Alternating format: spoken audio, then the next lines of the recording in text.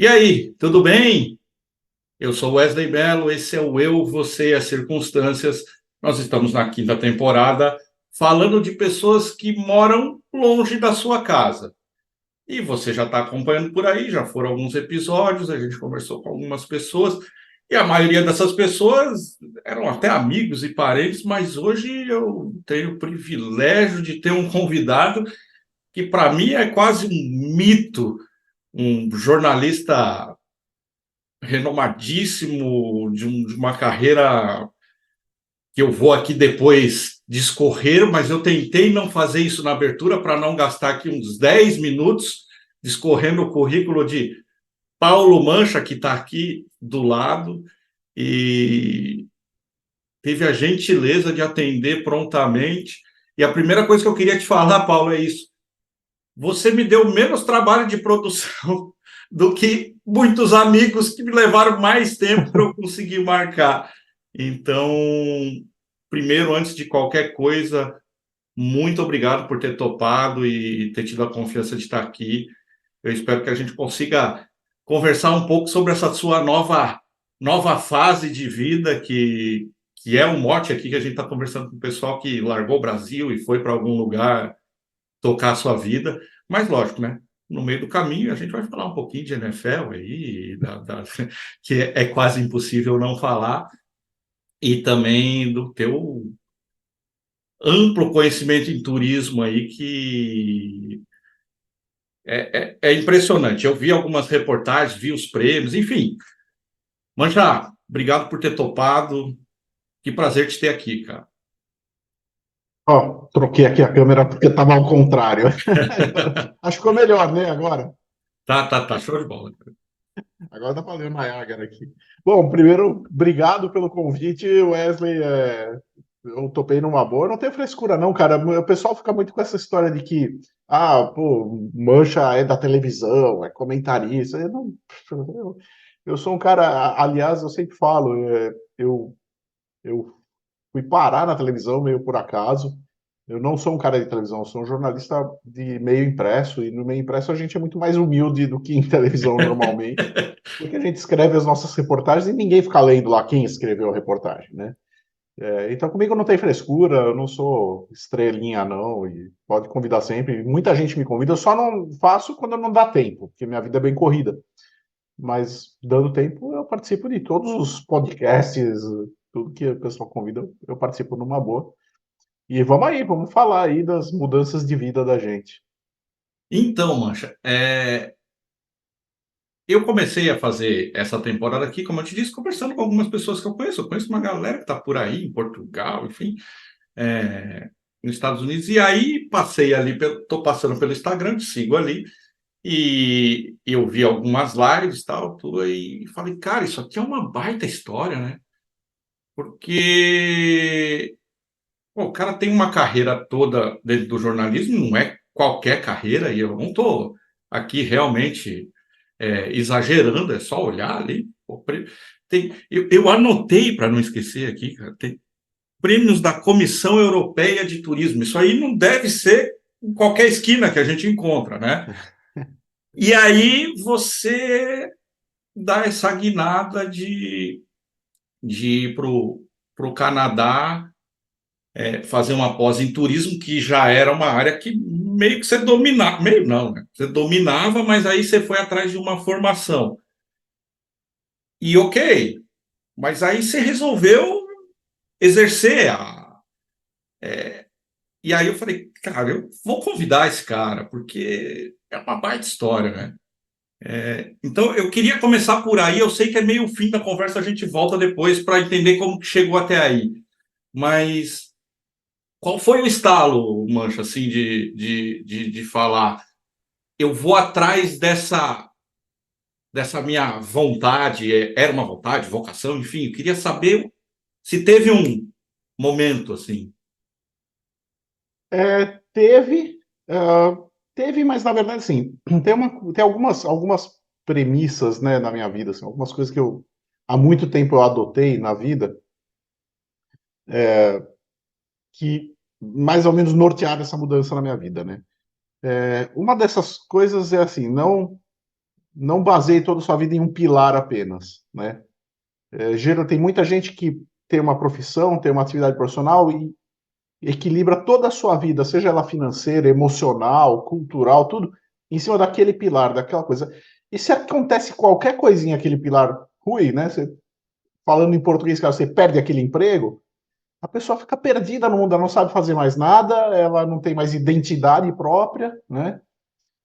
E eu aprendi isso muito cedo, na verdade, no meu primeiro emprego, logo que eu me formei na faculdade de jornalismo e fui trabalhar na Editora Abril, fui contratado pela Editora Abril, que na época, hoje o pessoal não tem essa ideia, porque isso foi um outro contexto, mas naquele contexto dos anos 90, a Editora Abril cara, era o melhor emprego do mundo para um jornalista, né? Era Você um tá um canhão, né? jornalista. Placar, Playboy, Cara, Placar, maiores Playboy, revistas. Veja, eram as maiores revistas da América Latina, vendiam pra caramba. Era Veja vendendo 1 milhão, Placar vendendo 1 milhão, Playboy vendendo 1 milhão, Quatro Rodas vendendo 1 milhão, Super Interessante vendendo 1 milhão, Super Interessante com 400 mil assinantes, maior número de assinantes. Abril era o máximo que um jornalista podia querer no começo dos anos 90. E eu fui trabalhar na Abril logo que eu me formei. E isso subiu a cabeça. Eu fiquei muito arrogante, fiquei muito metido, e não só fiquei muito metido, como eu falei assim, bom, acabou. Isso aqui é o meu, essa é a minha profissão, esse é o meu trabalho, Editor Abril, e eu já vislumbrei um futuro de eu ficar 50 anos na empresa, virar presidente da empresa, aquelas coisas assim, né? Uhum. Só que passou 1 ano e meio e eu fui mandado embora.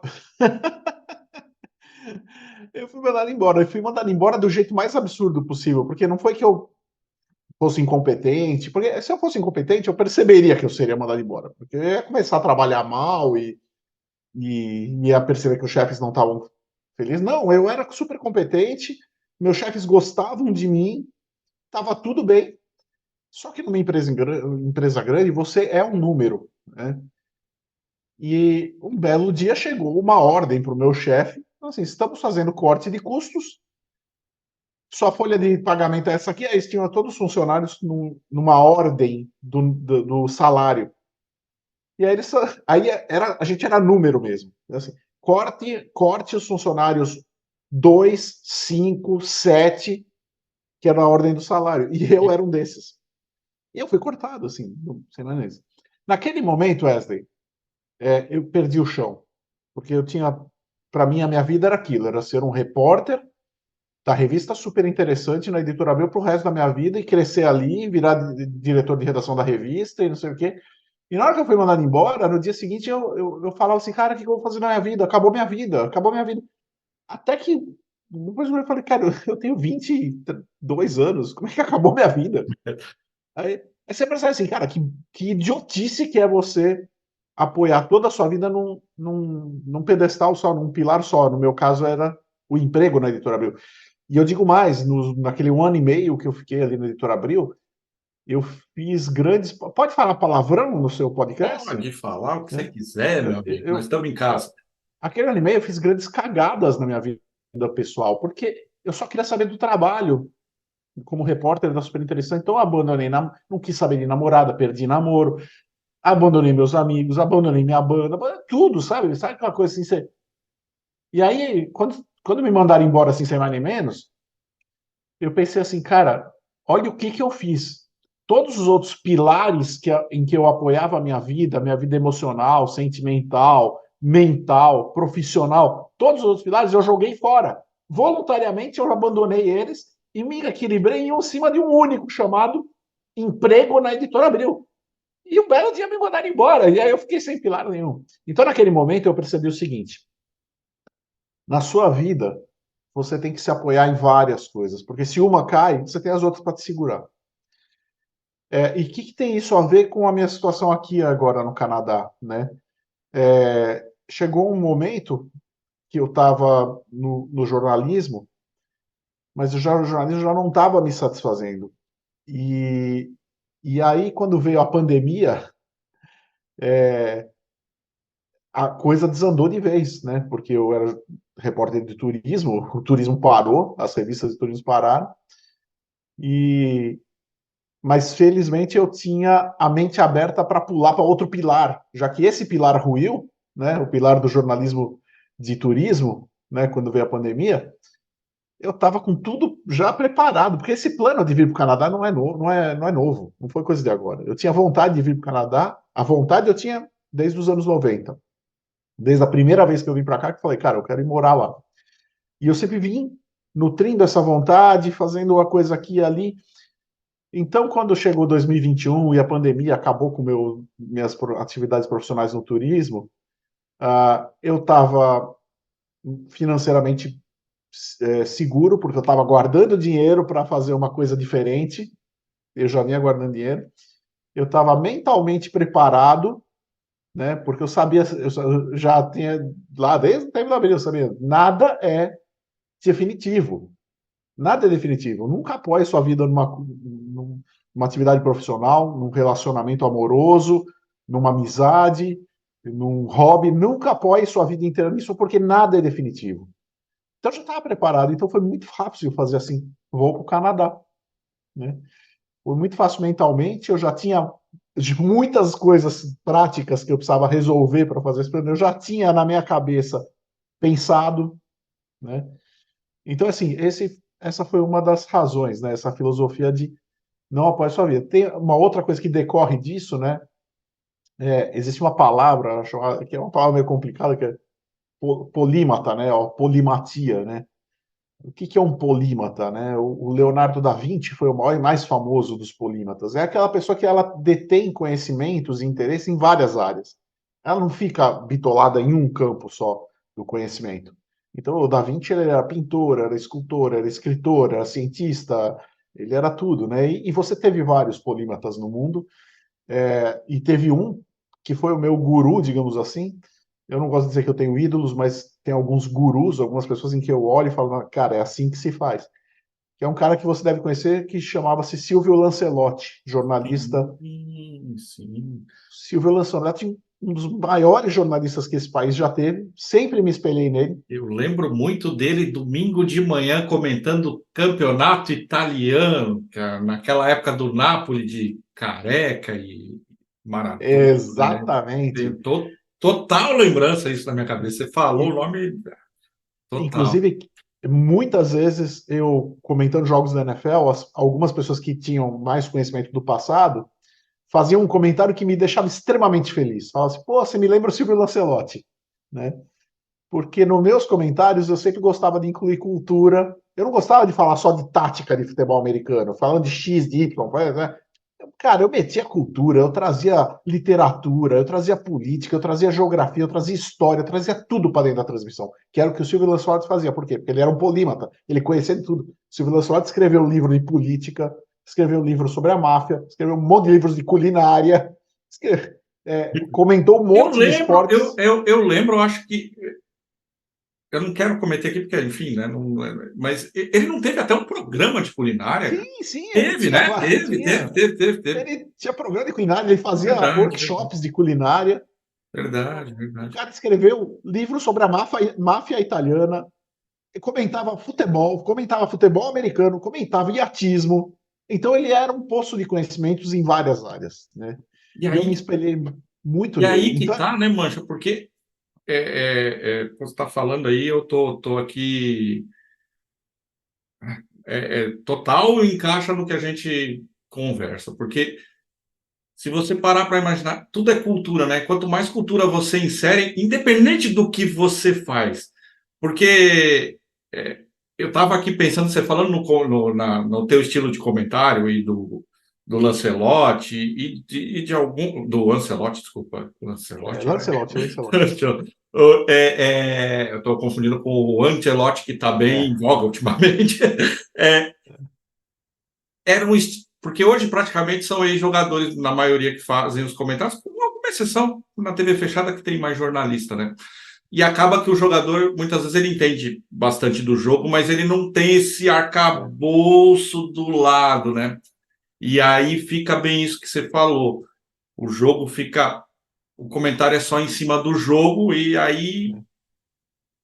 para o meu gosto, e talvez para os da minha geração, fica um pouquinho mais morrinha. Eu particularmente acho isso. E realmente, quando eu escrevi ali, falei, pô, eu admiro o teu trabalho, é muito por causa disso, porque NFL no Brasil não é exatamente um esporte que todo mundo conhece, né? E que todo mundo domina. E aí, se você vai assistir com um cara que fica falando lá de shotgun e de. Cara, né? Então você precisa. E aí que eu acho que rolou essa identificação, não só minha, óbvio, mas do público contigo, né? Por essa capacidade de conseguir agregar aí a cultura. Que é o que você faz agora também com a parte de turismo, né? Eu vi que você leva o pessoal e deve ser uma experiência aí. Se puder falar um pouco como é que é. Então, eu tenho esse trabalho que eu já venho fazendo há alguns anos, junto com uma agência de turismo especializada em esportes de São Paulo, de São Paulo, não, desculpa, do Rio de Janeiro, que é a Turista FC. O que a gente faz? A gente leva grupos para ver jogos da NFL, jogos de futebol americano. Mas não é assim, pegar o cara, dar uma passagem aérea, um hotel, um ingresso e falar, pronto, assiste o jogo. Não. Eu vou junto com o grupo, eu fico ao dispor do grupo o tempo todo, então tudo que eles quiserem conversar comigo, perguntar de futebol americano, eu estou lá para conversar com eles.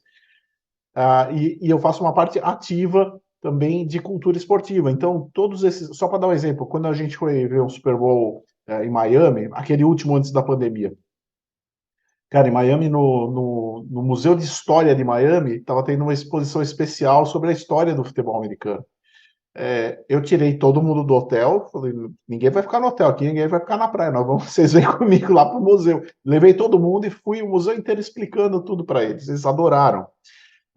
Então, eu já fui para Dallas, por exemplo, levei o pessoal, a gente já fez um jogo do Dallas Cowboys no AT&T Stadium, que é um estádio super moderno, mas eu levei eles no Cotton Bowl também, que é um estádio antigo e que tem uma baita história, onde teve jogos fantásticos da NFL, jogos do college football, jogos de futebol, jogos de Copa do Mundo, né? E aí levava eles e falava, olha, esse estádio aconteceu isso, aquilo, contava a história. O pessoal fica fascinado quando você mete a história no meio, é outra dimensão do que você ir num jogo e ficar só vendo o jogo, ver o que está acontecendo ali. E como você falou, com um comentarista falando que foi uma corrida dive, um jet sweep para atingir os sweet spots da cover tree no flat, sabe? Eu acho que assim, nem o americano gosta disso. Eu vou te falar, eu viajei muito para os Estados Unidos e eu gosto até de contar uma história. Quando o Tony Romo começou a comentar, que todo mundo sempre elogiou ele pelo conhecimento tático dele, foi quarterback da NFL. Mas eu estava no Texas, que é a terra do Tony Romo, e eu ouvi no rádio, uma enquete de rádio, o pessoal perguntando: você entende o que o Tony Romo está comentando? 50% não entendia. Nos Estados Unidos, 50%. Imagina no Brasil, né? Então Sim. não dá, né? Nós somos humanos, cara. A gente vive num contexto que tem tudo, tem história, tem política, tem cultura, tem música, e a gente tem que trazer essas coisas para uma transmissão para ela ficar mais palatável, para as pessoas conseguirem entender e se divertir. Eu trabalhei, só para finalizar isso, eu trabalhei na ESPN, né? E o E da sigla ESPN é entertainment, é entretenimento.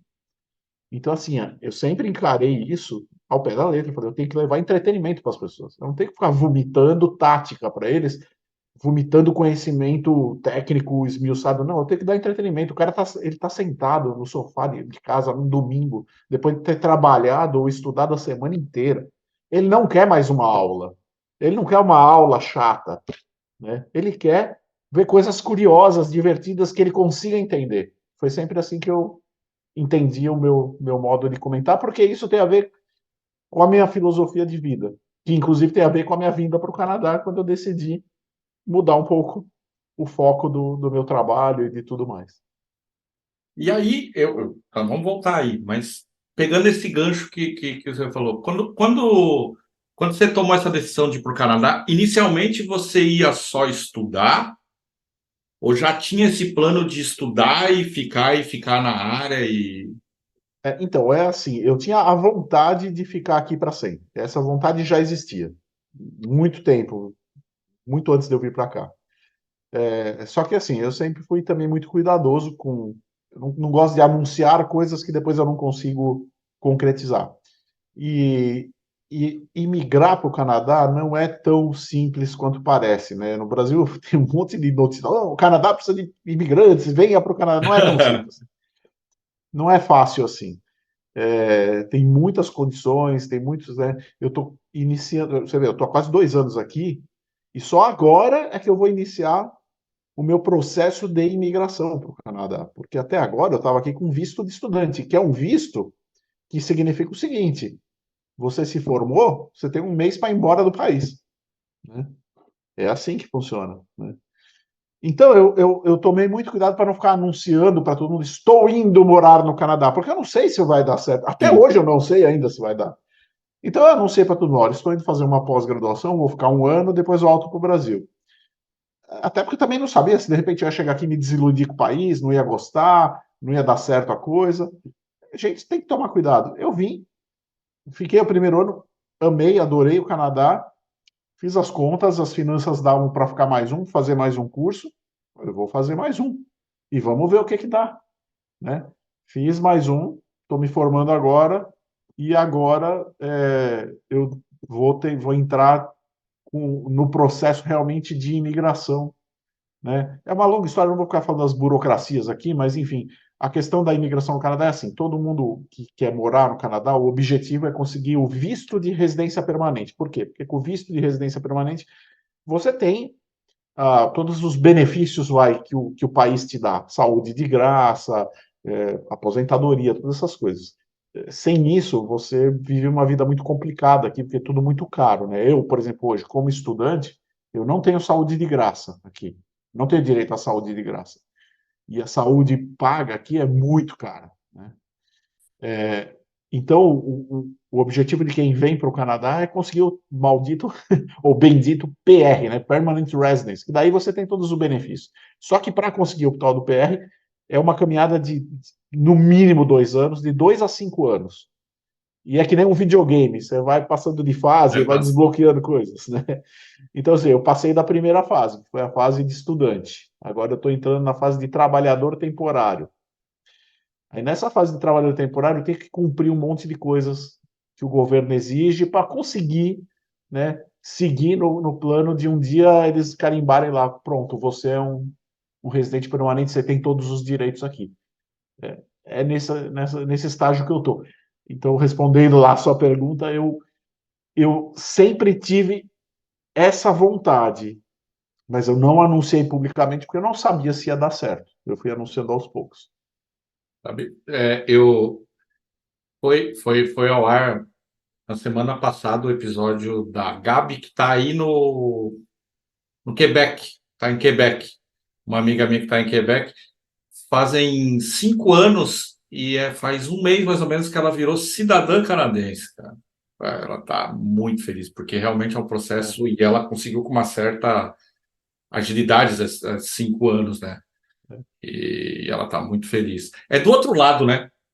Não, Quebec é a província vizinha de onde eu estou. Eu estou em Ontário, na região de Niagara Falls, em Ontário, e Quebec é vizinho aqui. Então, de carro, eu já fui, inclusive, eu fiz essa viagem, uma viagem maravilhosa de carro. Daqui até Montreal, que é a maior cidade de Quebec, dá 9 horas de carro, né? Eu fiz essa viagem, obviamente fui parando no caminho, dava 3, 4 horas, dormia numa cidade, depois, né? E, e é muito legal, é o Canadá francês, né? Porque o Canadá, É isso que eu ia te perguntar. Aí é é, mais inglês, né? Aí é é, inglês, né? aqui é o Canadá anglófono, né? O Canadá onde se fala inglês, e a cultura dessa região aqui aqui onde eu moro, na região perto de Toronto, Niagara Falls, é a região mais cosmopolita do Canadá. Tem gente do mundo todo aqui. Então tem muita influência dos americanos, tem muita influência de europeus, de alemães, de holandeses. Mais recentemente, uma influência enorme de indianos e filipinos que migram para cá em massa.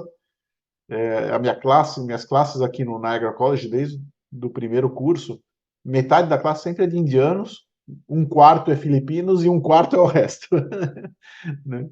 E sabe que E, o Canadá é um país que é enorme, né? Tem, enfim, país enorme, com segundo maior país do mundo, né? uma cultura grandíssima, mas ele é pouco, a gente ouve pouco do Canadá no Brasil, né? É quase como se o Canadá fosse uma extensão dos Estados Unidos, né?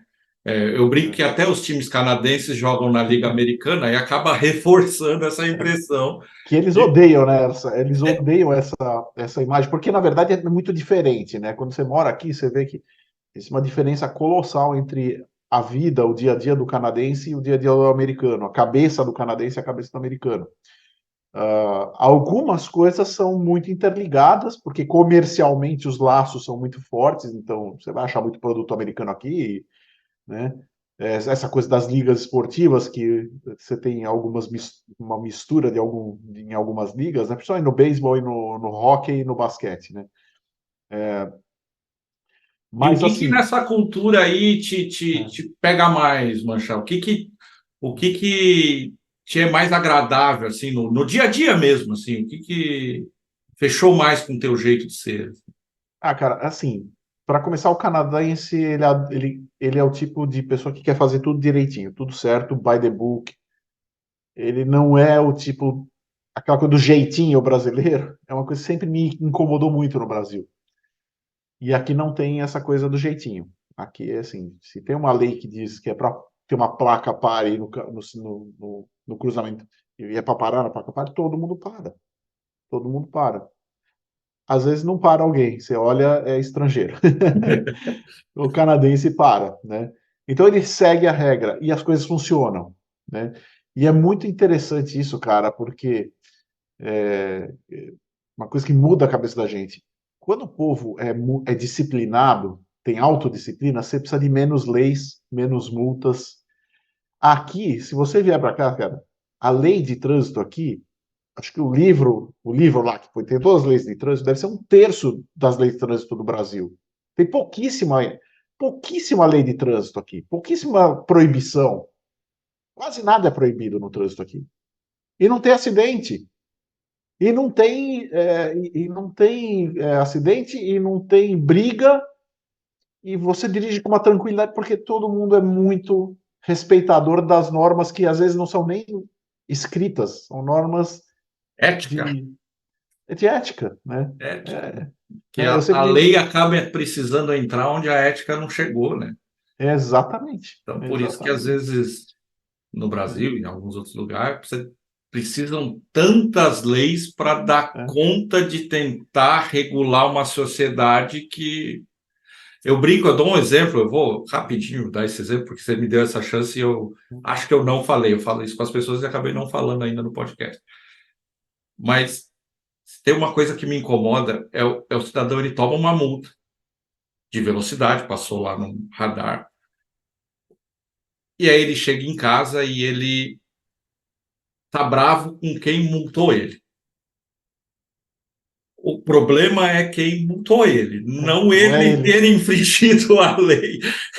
Ele sabia que ali era 80 por hora, ele deliberadamente passou a 100, tinha lá um cidadão fazendo o trabalho dele, enfim, o multou e ele passa, sei lá, uns 3 dias da vida dele indignado com aquela pessoa que o multou É. e não faz um mínimo de reflexão sobre se não era mais fácil só ter passado na velocidade que era para passar. Recentemente, talvez você tenha visto isso, viralizou na internet um vídeo de um cara se gabando, né, um brasileiro se gabando, que acho que ele era pintor, enfim, e eu sei que tinha latas de tinta no carro, e ele foi fazer um serviço, e ele chegou num lugar que tinha na calçada ali no meio-fio, né, na guia, tinha uma parte que era pintada de branco, que é onde você podia estacionar, e onde estava pintado de amarelo, não podia estacionar. Ele, como era pintor e tinha uma lata de tinta branca, ele foi lá, pintou a parte amarela de branco, estacionou o carro, ainda filmou e botou na internet. Olha aí, pessoal, o que eu fiz? E esse vídeo, os comentários, 90% dos comentários eram assim: o cara é um gênio, o cara mandou bem. E aí eu fiquei pensando assim: ninguém está fazendo a seguinte reflexão, que se ali naquele lugar tinha uma faixa amarela dizendo que não podia estacionar, tem um motivo para isso. É porque provavelmente você estacionando o carro ali, você está botando outras pessoas em risco. Você está criando um risco para alguém ali por algum motivo. Ou você está, na melhor das hipóteses, você está atrapalhando a circulação e criando um empecilho para as pessoas, para outros carros passarem ali. Mas algum motivo tem para aquilo ser proibido. Essa é a reflexão que o brasileiro não faz e que o canadense faz. Eu já ouvi várias vezes as pessoas, olha, eu pergunto assim, mas por que isso aqui não pode? A pessoa fala assim, eu não sei, mas se alguém botou que não pode é porque tem alguma razão. E, Né? e o mais interessante é isso, né? As pessoas nem conseguem pensar de outro jeito, né? Se você tentar explicar para uma pessoa dessas como seria aqui, ela provavelmente É, não vai nem entender muito bem, né? é. Por que que não é assim? E você acha que isso se deve ao quê, Mancha? Assim, não sei se o tempo que você está aí já deu para captar tanto, mas você já foi aí várias vezes, né? Porque o Canadá é um país jovem, como o Brasil, um país formado com imigração, lógico que é uma imigração diferente, enfim, mas por que, o que você atribui essa diferença? Porque os Estados Unidos, eu não sei nem se eu quero entrar muito nisso, mas é um pouco, eu acho, tá? É Mas mais zoado, é mais zoado. é mais parecido com o Brasil, em vários É. aspectos. Vários aspectos. Consumo, trabalho, aquela coisa de trabalho, trabalho, trabalho, ficar enlouquecido. Enfim, eu acho carro grande, tudo é meio parecido com o Brasil. E acho que o Canadá é um pouco mais parecido com a Europa, Exatamente. talvez. E o que você acha que se deve isso? Talvez é a imigração francesa, ou É, não, não acho tem que uma seja a resposta para imigração isso? francesa. Eu acho que essa é uma pergunta muito difícil de responder. Eu acho que nem eles aqui sabem, nem os estudiosos sabem dar uma resposta definitiva. A gente pode dar, eu poderia citar alguns fatores que eu acho que ajudaram nisso.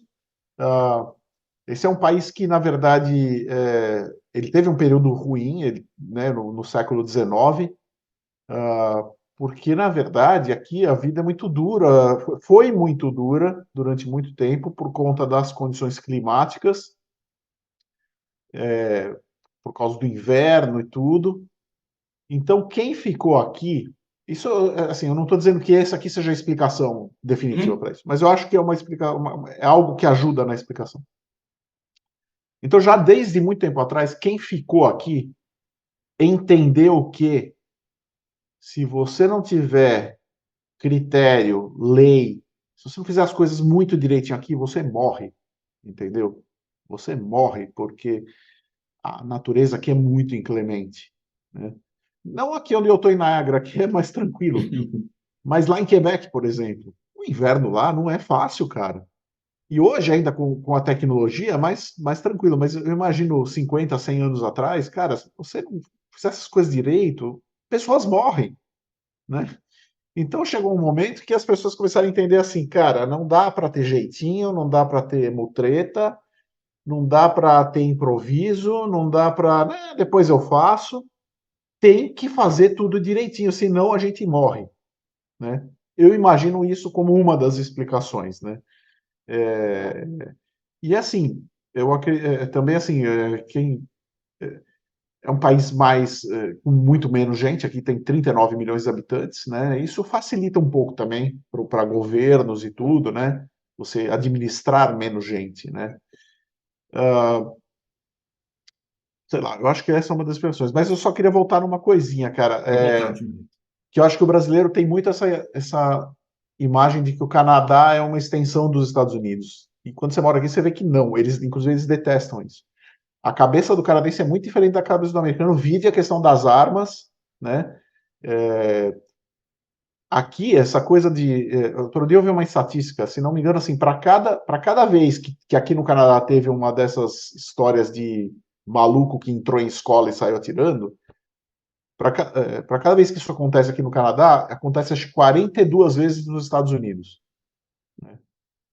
Então aqui não tem isso, aqui não acontece isso, é muito raro. Aqui, ninguém quer saber de ter arma em casa, ninguém quer arma, para que eu vou ter arma em casa? Né?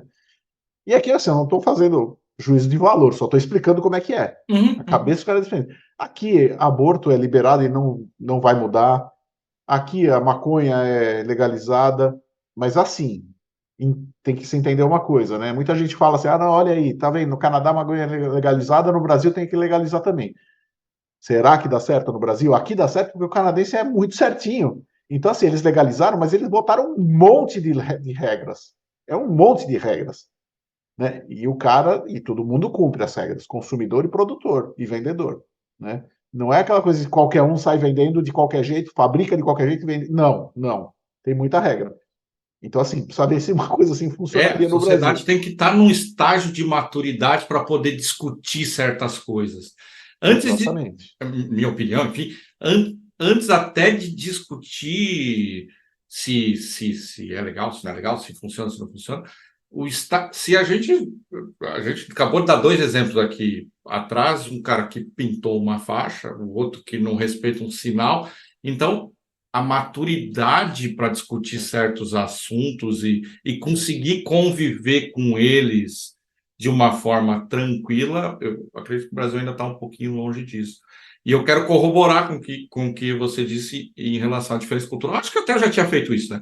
Que os Estados Unidos eu acho bem diferente. Mas quanto à informação, chega muito pouco no Brasil. Informação sobre o Canadá. Você sabe muito pouco do Canadá. É, É porque é um país que também é assim, o canadense, né? Ele é low profile, ele é assim, ele não é fechado, tá? Tem uma coisa muito curiosa que acontece comigo. Eu gosto muito de sair pela rua. Você já viu isso fazendo aquelas minhas lives com o celular na mão, filmando as coisas? Olha isso, olha aquilo. Quando eu faço isso nos Estados Unidos, sempre alguém reclama. Oh, o que você está me filmando? Oh, sai, sai, não quero aparecer. Aqui é o contrário. Eu saio na rua filmando, as pessoas começam a olhar de lado e falam: o que você está filmando aí? Fala, it's a live for Brazil no Instagram. Brasil, Brasil. Aí eu viro para eles: os caras querem aparecer. Eles são simpáticos, eles gostam de. Eles não têm essa coisa armada, esse espírito medroso armado que o americano tem. Né? O americano é muito armado, no espírito muito armado. Mas, ao mesmo tempo, eles não são um povo que gosta de estar em evidência. Então, você não vai ver um político canadense fazendo uma afirmação super polêmica sobre a guerra na Ucrânia ou sobre a economia internacional. Não vai, eles não gostam de fazer isso, não gostam de ser o centro das atenções. Né? Eles são muito discretos, né? E talvez por isso eles não apareçam muito, né, para as notícias, para tudo, porque, né, enfim. E também assim, né, aqui a vida é muito tranquila, cara, não tem tragédia. Eu sempre falo que é difícil para os jornalistas que fazem jornalismo, porque não tem, né? Agora eles estão fazendo notícia por causa dos incêndios, mas os incêndios é de vez em quando que acontece, né? Mas antes do incêndio, cara, o noticiário aqui é bem. É bem tranquilo. E como que é teu dia a dia aí hoje, assim, profissional mesmo? Eu falei que eu conversei com uma amiga minha, ela me disse que na empresa que ela trabalha aí tem 70 nacionalidades diferentes trabalhando na mesma empresa. É parecido contigo? Como que é teu dia a dia, assim, como é que tá É, hoje? eu trabalho hoje numa vinícola, né? Na Creekside. Aqui a região de Niagara é a região vinícola do Canadá. Tem mais de 100 vinícolas aqui na região de Niagara, na península de Niagara, porque aqui tem um microclima muito favorável, que é microclima que lembra muito as regiões vinícolas da França, por exemplo. Né, por conta dos dois lagos, a gente está entre dois lagos, tem a escarpa de Niagara, é uma coisa técnica que eu não vou explicar aqui, mas enfim. Então eu trabalho numa das vinícolas aqui.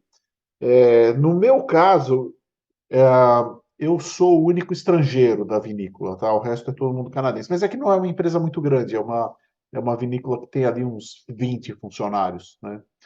E então eu sou o único estrangeiro.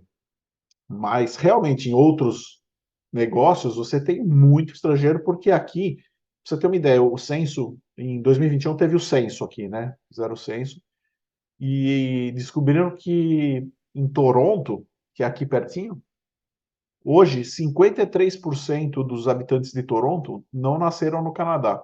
Ou seja, 53%, mais da metade das pessoas que moram em Toronto vieram de outros países. Então a imigração aqui é realmente uma realidade. Você tem gente do mundo inteiro aqui, você tem tudo que é pessoas aqui. Isso tem o lado bom e o lado ruim, né? O lado bom é que cria um ambiente multicultural e é legal, você conhece, como eu falei, eu tenho amigos aqui, eu tenho amigo filipino, amigo indiano, amigo nigeriano, amigo mexicano, colombiano, Então você tem restaurante de tudo que é comida, isso é legal, essa multiculturalidade é um lado muito bacana. Mas tem alguns problemas também, porque muitos imigrantes chegam aqui com os vícios, né, de que eles tinham nos seus países, de fazer coisa errada, e acabam fazendo aqui também, aquilo que eu falei agora há pouco, né? Quando você vê alguém fazendo coisa errada no trânsito, você pode ter certeza que não é um canadense, é um imigrante, porque os canadenses são muito certinhos. E, E você tem imigrantes que vêm de países que dirigem até pior que o Brasil. não, isso tem bastante. Eu acabei de meter o pau no Brasil, mas trânsito tem pior do que no Brasil. Tem, tem. Tem, tem, tem muitos, muitos É. piores. É, e hoje o teu dia a dia, você tá trabalhando então numa vinícola e é isso, Mancha. Você pretende seguir. Isso é mais um estágio, é mais um aprendizado, porque é, é uma mudança de carreira.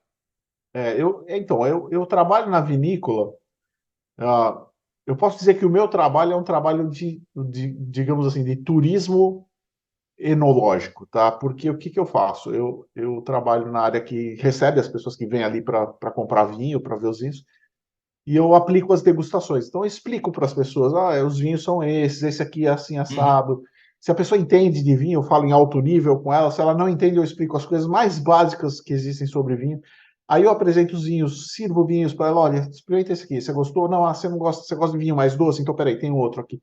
Eu faço isso, né, no meu dia a dia. Eu converso, meu trabalho é conversar de vinho com as pessoas. Trabalho um pouco ruim, né? Espetáculo. Enfim. Então, assim, se eu puder, eu continuo para sempre fazendo isso, mas não é só isso. Também nas vinícolas você tem tours, né? Então, muitas vezes, no verão, principalmente, você leva as pessoas para conhecer a vinícola, você mostra onde é a plantação, mostra como é que é feito o vinho, conta tudo.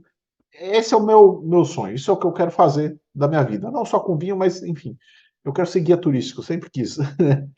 Ah, eu tenho um fator limitador aqui de burocracias de imigração, porque, por exemplo, aqui em Ontário, a lei de imigração aqui ela varia de província para província, tá? Então, assim, você até tem uma lei federal, mas você não precisa aplicar para a imigração por aquela lei federal. Você pode usar as leis locais das províncias. E no meu caso, infelizmente, aqui em Ontário, que é onde eu moro, o trabalho que eu estou fazendo hoje não me qualifica para a imigração. Na província vizinha aqui de New Brunswick, qualifica. Em Nova Escócia, qualifica. Em British Columbia, qualifica. Mas aqui não. Então eu estou numa indecisão que eu vou ter que decidir daqui a uns 6 meses se eu continuo fazendo o tipo de trabalho que eu faço, mas em outra província, ou se eu fico aqui em Ontário, mas mudo, vou fazer outra coisa diferente. Essa é uma decisão que eu vou ter que tomar e vai ser uma decisão bem dura. Curioso, curioso isso. É. E aí agora eu vou dar um passo atrás para entender. Hoje você, em paralelo com isso, a gente falou de passagem, pode falar um pouco mais, tem o trabalho ainda em parceria com o Turista FC, que você faz algumas viagens, e, e voltar a comentar, passa pela tua cabeça, é uma ideia, não é? Olha, foi bom enquanto durou. Eu posso dizer assim, eu comentei jogos 16 anos, né? Comecei em 2006 e parei o ano passado. Estou falando Deixa eu de melhorar só um pouquinho, Mancha, desculpa. Se você puder, porque eu confesso que eu não, eu já vi você contando essa história uma vez, mas eu, eu acho que você contou, pelo menos onde eu vi, já de um ponto adiante. Eu queria voltar um passo atrás. Porque você contou a história, você pode contar ali do Zimmermann, tal, isso. mas um passo atrás. Onde nasce, isso eu não sei, eu É. acho que muita gente talvez não saiba, onde nasce essa tua paixão e esse teu conhecimento do futebol americano? Onde é que nasce isso? Isso nasce em meados dos anos 90 devido à minha desilusão com o futebol brasileiro, com o futebol da bola redonda.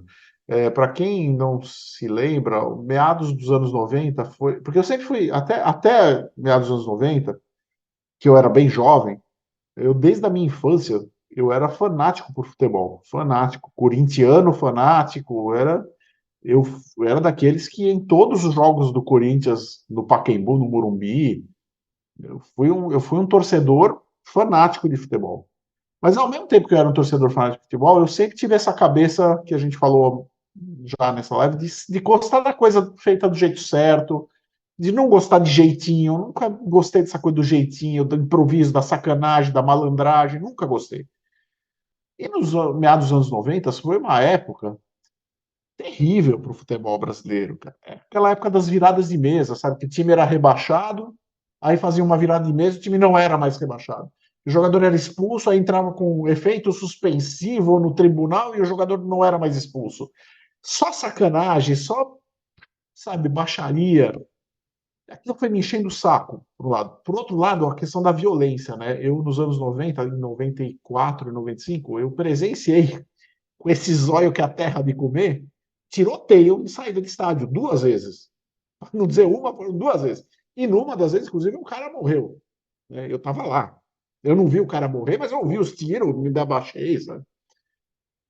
Então, naquela época, eu comecei a ficar, sabe, assim, cara, eu comecei a questionar o meu amor pelo futebol. Teve uma outra coisa também relativa ao esporte em si, que eu comecei a achar o futebol chato, aquela coisa do 0-0, sabe? Muito jogo amarrado, que, porra, você vai lá, assiste o jogo, não acontece nada o jogo inteiro.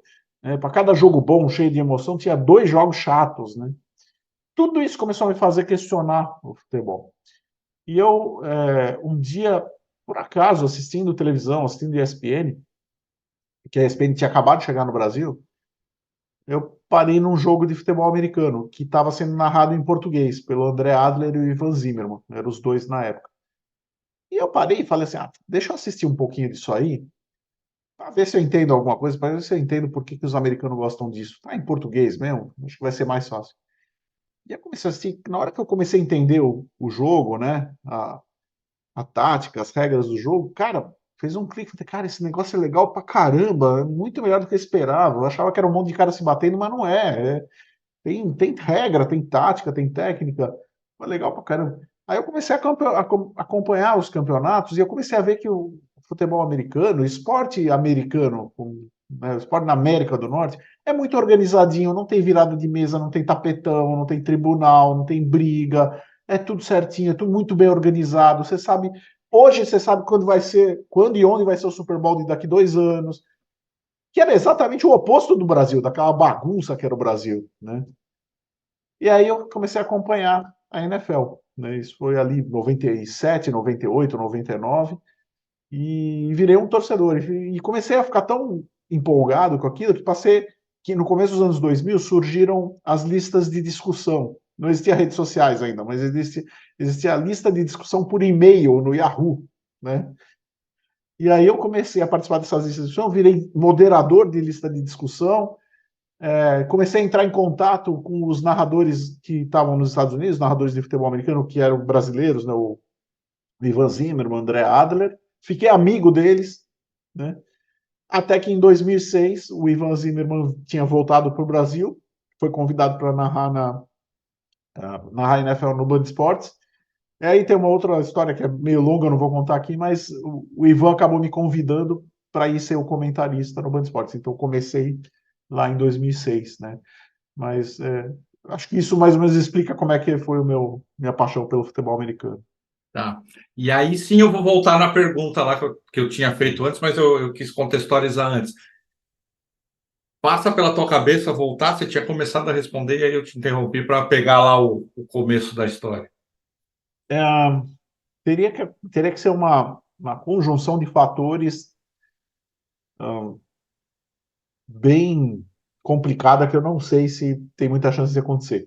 O que acontece, Wesley, é que eu passei 16 anos comentando. Então, eu tive muitos momentos legais, mas teve muitos momentos desgastantes, tá? Essa exposição toda da gente na televisão, ela é bem ingrata, assim. Tem pessoas que te odeiam simplesmente porque você existe. Não é porque você falou alguma coisa de errado, a pessoa te odeia. E hoje, na época de redes sociais, tem muita maldade, né? Até hoje eu sofro muita inveja, muita maldade, tem muita sacanagem, hacker, todas essas coisas, né? Tem coisas que eu nem falo de sacanagem que fizeram comigo, porque eu não falo para não dar ideia para outros fazerem. Mas assim, Uhum. e então isso é uma coisa, um dos ônus, né? Outro é a política interna nas emissoras de TV. TV é um negócio que mexe muito com vaidade, né? Então, o ambiente interno em TV não é fácil.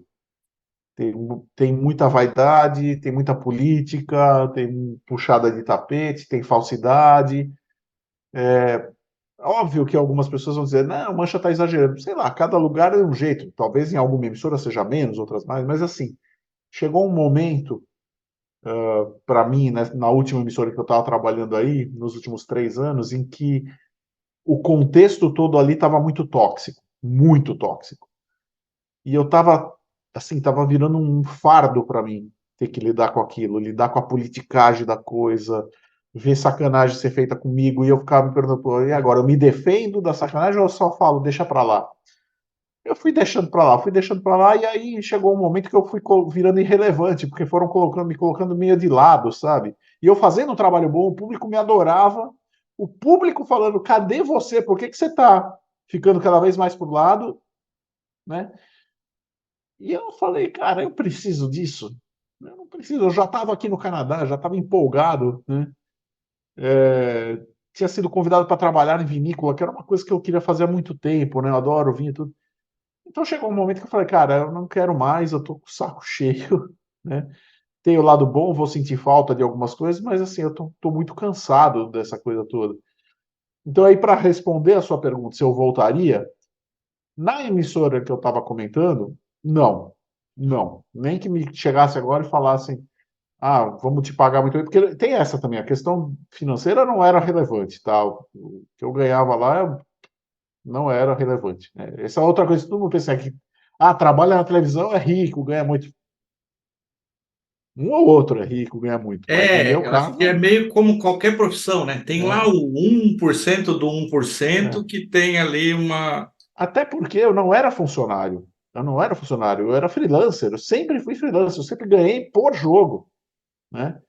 E eu ganhava, e uma das coisas que, assim, que me incomodava muito era isso, porque me pagavam por hora no ar, hora de câmera ligada. Então, a hora de câmera ligada é 3 horas, porque o jogo dura 3 horas. Só que para comentar um jogo, se o jogo é no domingo, eu gastava 7 horas no sábado pesquisando, fazendo tudo para ter o que falar no jogo. No domingo, mesmo se eu já tivesse feito toda a minha pesquisa, eu não podia sair para ir num churrasco, não podia sair para almoçar com os amigos, eu tinha que ir para a emissora, chegar 2 horas antes, 3 horas antes. Então, no fim das contas, eu perdi o meu final de semana inteiro para ganhar 3 horas de trabalho, para receber o pagamento sobre 3 horas. Eu perdi o final de semana inteiro. Então, o dinheiro também não era um fator. Então, assim, chegou um momento, cara, que eu tava com o saco cheio, eu não aguentava mais. A única coisa boa que tinha era o público, mas todo o resto era desagradável, né? Tinha que lidar com pessoas que eram de caráter para lá de duvidoso no dia a dia lá. Então, assim, hoje, na emissora que eu trabalhava, não. Só se tivesse uma revolução lá, saísse todo mundo e entrasse pessoas novas. E não tem, existem outras emissoras que transmitem. Tem uma lá em canal aberto, a Rede TV, mas eles transmitem um jogo por semana e já tem lá o comentarista deles. Então, assim, cara, não sei, teria que aparecer um terceiro player nessa história, querendo transmitir, querendo que eu participasse, e olha, dessa vez o cara ia ter que me garantir algumas coisas. E eu nem estou falando do dinheiro. Dinheiro eu também ia querer melhor do que eu tinha, mas não é só o dinheiro. Eu não quero mais, eu não queria mais dor de cabeça, sabe? Eu não queria mais me preparar para um jogo e depois faltando 5 horas para o jogo, alguém me ligar e falar assim, não, olha, você não vai mais comentar esse jogo porque o outro comentarista aqui falou que quer comentar ele, né? Hã? Né? Sim, aconteceu mais de uma vez, né? Cara, Então essas coisas assim, eu não tô afim, mas eu não preciso disso, cara. Só voltando aqui, lembra da história que eu falei, não basear sua vida em um pilar só? Eu vi muita gente que estava disposta a pisar na cabeça dos outros, a fazer qualquer coisa, independente de escrúpulos, porque só tinha um pilar, que era comentar jogo de futebol americano. Eu não faço isso. Eu tenho outras coisas na minha vida. Eu não preciso fazer. Eu não preciso fazer sacanagem, não preciso aguentar sacanagem. Eu tenho outras coisas na minha vida. Eu tenho outras opções. Eu tenho outros pilares. Foda-se esse, entendeu? É isso. Cara, mancha, assim, isso aí é o resumo tão grande assim. Eu brinco assim, minha vida no mundo real é dentro do mundo corporativo. Trabalho com gestão, consultoria de gestão empresarial. E aqui a gente dá pitaco de um monte de coisa. E, cara, isso que você falou é o resumo tão grande de tudo que a gente lida no dia a dia, porque eu costumo dizer assim, tudo isso que as pessoas acabam fazendo da sua profissão, ou como você diz lá, de um pilar, o fim, quando na real isso é meio. E eu acho que talvez esse é. Quem sou eu para dizer isso? Mas, enfim, talvez seja um dos maiores erros que as pessoas cometem ao fazer a gestão da sua carreira. Colocar uma coisa como fim e não entender que aquilo é meio. Porque quando você coloca como fim, acontece isso, né? Você está disposto a passar por cima de qualquer um, de fazer qualquer coisa e de não. E acaba virando essa selva que acaba meio que repelindo quem é diferente disso. É. E não é saudável, não é saudável, né? Você pode ter desempenho, você pode ser um cara que dá resultado e tal, e pode ser um cara legal, pode viver sua Sim, vida e ver sua família, pode ser bacana isso, né? Não precisa sim. ser só. Como eu te falei, eu trabalhei muito tempo no jornalismo impresso, em redações de revista. A maior parte da minha vida em revista. Eu trabalhei na Super Interessante, Quatro Rodas, a revista Náutica, depois fui para a área de turismo, revista Próxima Viagem, Viajar pelo Mundo. E nas redações, trabalhei na Época, revista Época também, essa coisa era mais tranquila, sabe? Era mais ética, assim, o relacionamento entre colegas de trabalho, era uma coisa um pouco mais tranquila, assim, não tinha esse desespero pelo poder, pela, né? Então, É. assim, dá para ter ambientes de trabalho bons, né? Se as pessoas, né, encararem aquela coisa de uma forma ética, né? E como um meio, como você falou, e não como um fim. Né? E ficaram amigos, assim, amigos que se fala, enfim, ainda não. Da... Dá. Sim, eu tenho alguns amigos, o Rômulo Mendonça é muito meu amigo, né? Uma das coisas que me chateou muito, que foi um dos motivos de eu ter largado a TV, é que assim, eu tinha uma dupla fenomenal com o Romulo Mendonça. Até hoje, juro pra você, Wesley, todo dia, até hoje eu recebo 3, 4 mensagens todo dia falando da minha dupla com o Romulo Mendonça, que foi desfeita faz 5 anos. Faz 5 anos que a gente parou de comentar junto. Até hoje as pessoas me mandam 4, 5 mensagens por dia falando sobre isso. E essa dupla foi desfeita, nunca me deram uma explicação para isso, né? Nunca deram uma explicação para o Rômulo, nós nunca entendemos por que acabaram com a nossa dupla, porque era uma das coisas mais bem sucedidas da emissora. Na verdade, eu sei qual foi o motivo, foi ciumeira por parte de outras pessoas. Mas, enfim, o Rômulo era o meu grande chapa lá dentro, né? E continuou sendo, é um amigo até hoje. O Everaldo Marques, que também saiu de lá, amigão meu, foi ele que me levou para a ESPN, né? Continuo com uma grande amizade com ele. Tem algumas pessoas que estão lá ainda que eu tenho muita amizade. O Eduardo Zolim escreveu o livro junto comigo. É um amigo, é um cara legal. O Thiago Simões, comentarista de hóquei, gente boa, meu amigo. Então, assim, sobraram amigos, sim. Mas, assim, eu não vou mentir aqui. Eu tenho sangue italiano, não vou ficar fazendo média. Tem gente lá que, sabe, por favor, manda para Marte. Eu não quero ver essas, não quero estar nem perto, não quero nem lembrar que essas pessoas existem. Bloqueei todo mundo na internet que eu não quero nem lembrar que essas pessoas existem, porque é gente ruim, sabe? Gente ruim, gente de caráter que eu não quero, não quero, não preciso disso, não preciso. É isso. E é difícil, né? Porque eu tô aqui te ouvindo e tô pensando, cara, como é difícil fazer esse momento dessa ruptura de falar assim. cara, é legal, é bacana, mas eu não preciso disso, né? Eu sou mais do que isso, eu posso fazer outras coisas e É, vou tocar minha vida adiante, né? É difícil esse momento, né? Aliás, eu vou dizer, eu acho que a maioria das pessoas nem consegue, viu? Acho que a é, maioria das pessoas vão tocando até daqui a pouco acontecer naturalmente, ou enfim, ou não acontecer e viver a vida toda lá, né? nessas horas o sangue italiano é bom, porque a gente toma umas decisões meio impulsivas, às vezes. Não, não impulsiva, mas o nosso pavio é mais curto, então chega uma hora que estoura, e depois que a bomba estourou, não tem mais volta, entendeu? Sim. Eu até fui, na minha decisão de sair da TV, eu até fui bem cerebral, bem cuidadoso.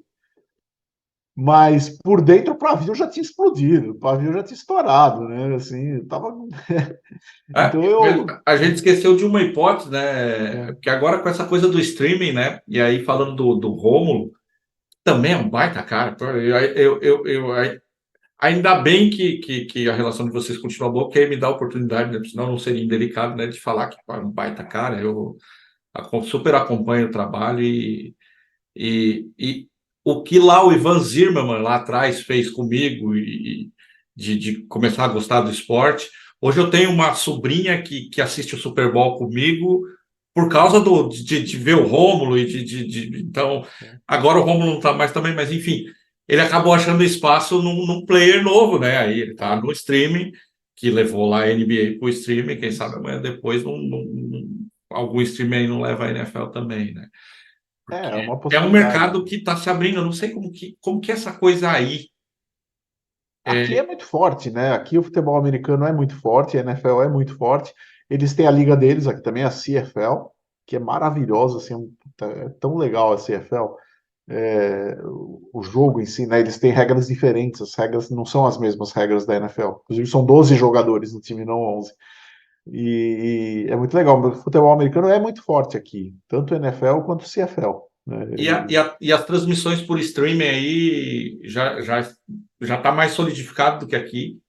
Sim, tem streaming. Eu tenho a TV a cabo aqui também e passa na TV a cabo também, mas o streaming é bastante consolidado aqui também. Deixa eu te perguntar uma coisa eu fiquei muito curioso, porque eu vou te confessar, tá? A vibe do podcast, ele começou lá, era sozinho, tá? Era eu falando de um assunto que eu queria falar, enfim. E aí, em algum momento, surgiu essa ideia de fazer conversando com as pessoas, e esse tema de pessoas morando fora, eu falei, pô, tem tudo a ver, porque é mais do que uma mudança de carreira, é uma mudança de vida, né? E aí, enfim. Mas aí, quando eu marquei contigo, eu falei, bom, vou dar uma estudadinha, né? Porque agora o negócio pegou um certo preço, né? Porque eu vou conversar com um cara que é um jornalista, que tem uma carreira, né? Não é com um amigo meu, né? Então eu fui lá dar uma olhada e aí eu descobri que você escreveu um livro sobre a evolução. Qual que era o nome do livro, cara? Eu anotei ele aqui. A evolução humana, de onde viemos e para onde vamos. E aí é outro viés total, assim, eu dei uma olhadinha na resenha, fiquei curioso para ler. É. Se eu lendo a resenha, assim, me veio, falei, cara, eu acho que o Sapiens plagiou esse cara aí. É um livro paradidático, na verdade, foi encomendado para mim. É como eu falei, né? No começo da minha carreira, eu trabalhei 9 anos em jornalismo de ciência, né? Ciência e tecnologia. Trabalhei na Super Interessante, na Galileu, trabalhei na editoria de ciência da revista Época, fiz freela para um monte de revistas de ciência. Ganhei 3 prêmios na área de ciência, né? Ganhei duas vezes a menção honrosa no Prêmio Abril de Jornalismo e uma vez o Prêmio Volvo, que eu fui mandado. O prêmio, inclusive, era uma viagem para a Suécia.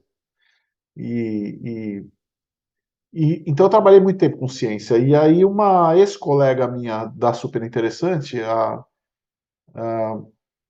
nossa, eu esqueci o nome dela agora, mas enfim, a Ivonete Lucílio, ela estava trabalhando numa editora que fazia livros paradidáticos e ela lembrou que eu gostava muito do assunto evolução das espécies, as teorias de Darwin. E ela me falou, quer escrever um livro paradidático? Eu falei, eu não sou cientista. Ela falou, não, mas a gente não quer cientista, porque a gente não quer um livro didático, a gente não quer um livro oficial, a gente quer um livro paradidático, um livro de apoio. Então eu falei, mas então como é que é esse livro? Vocês têm uma pauta disso? Ela falou assim, não, a gente só quer que você fale sobre o Darwin e conte como ele estabeleceu a teoria da evolução, faz um projeto para a gente aprova. Então eu fiz um projeto do livro, expliquei capítulo a capítulo o que eu ia fazer, eles gostaram, aprovaram na íntegra, e eu escrevi. Então o livro é muito gostoso de ler, porque ele não é um livro de ciência típico da escola, é um livro que conta muita história, ele conta a história da vida do Charles Darwin, né? Ou Darwin, como muita gente fala, da viagem dele no Beagle, enfim, onde até ele cunhar a, a teoria da evolução das espécies, e aí tem alguns capítulos que aplicam a teoria da evolução das espécies a várias. É, explicam muita coisa que acontece hoje em dia, e até um capítulo que é uma viagem, assim, eu consultei vários cientistas perguntando para eles como que será o ser humano daqui a 1000 anos, de acordo com a evolução da espécie, né? Como que a gente vai ser morfologicamente, tudo, né? E tudo muito bem embasado, tudo com embasamento científico. Esse livro esgotou rapidamente, fizeram 3, 4 edições desse livro, porque a Secretaria de Estado da Educação do Estado de São Paulo adotou esse livro. Adotou esse livro, ele vendeu pra caramba, para tudo que era escola, né? E é isso, essa foi a minha incursão no jornalismo, na literatura de ciência. Não, mas eu confesso, fiquei curioso mesmo, porque é um assunto que eu sou economista e sou historiador. Então eu gosto desse tipo de assunto e eu confesso, eu não conhecia, tá? Eu não conhecia, eu confesso que eu não conhecia, mas na pesquisa que eu fiz ali, eu vi, eu falei, eu dei uma lidinha na resenha e falei, olha, é interessante isso aqui, hein? Tem um negócio interessante aqui. Bom, fora esse livro, até para a gente aproveitar e falar dos livros, escreveu mais dois, aí mais voltado à NFL mesmo. Tem mais algum ou são esses Não, dois? não, são esses dois, né? Eu escrevi o Touchdown, 100 histórias curiosas, divertidas e inusitadas do futebol americano, que é um livro que eu traço, mais ou menos conto a história do futebol americano, através de 100 pequenas historinhas de 1,5 página cada uma, começando lá no século XIX e terminando recentemente, quando eu lancei esse livro em 2016, então, até o Super Bowl mais recente. E o segundo livro, que é o Guerreiros da NFL, que é um livro que eu conto a história de todos os times da NFL, mostro os uniformes, a evolução dos uniformes, os grandes ídolos de todos os times, mas não só os times que existem atualmente, que são 32. Eu conto a história dos 32 que existem atualmente, mais outros 52 que já existiram e acabaram, né? Desde os anos 1920. Né? Porque é curioso, teve time que fez um jogo na NFL e acabou. E porque ele até para contextualizar um pouquinho, porque, lógico, a gente tá falando com um público que, lógico, vai aparecer uma galera aqui que gosta de NFL por tua causa, enfim, e vão ouvir algumas histórias como estão ouvindo. Mas tem uma galera que acompanha aqui que não conhece, né? E o sistema americano normalmente são ligas que têm franquias, é bem diferente do que tem aqui esportivamente no Brasil. Então, me explica um pouquinho, isso aí eu não sabia, tá? São franquias que daqui a pouco faliram, ou não conseguiram se manter. Teve fases, né? A NFL ela foi criada, né? A NFL entende, quando a gente fala assim, a criação da NFL, entenda-se a liga profissional de futebol americano, porque o futebol americano ele surge no final do século XIX como um esporte universitário, né? Primeiro jogo oficial de futebol americano, que é 1869, entre Rutgers e Yale, são duas universidades. Ele fica um esporte amador universitário até 1920. Em 1920 já existiam times profissionais, mas não existia uma liga que reunisse os times profissionais. Os times profissionais faziam jogos contra os times amadores. Então, em 1920, finalmente se cria uma liga para os times profissionais, né, com regras para os times profissionais. Essa liga é a NFL. Só que, assim, principalmente na primeira década, que é 1920 a 1930, você teve mais de 50 times passando pela NFL, porque existia muito time amador que tentava ser profissional, entrava na NFL, mas não aguentava o tranco, né? Não aguentava o tranco e voltava para o amadorismo, ou se extinguia, ou se juntava a outro time.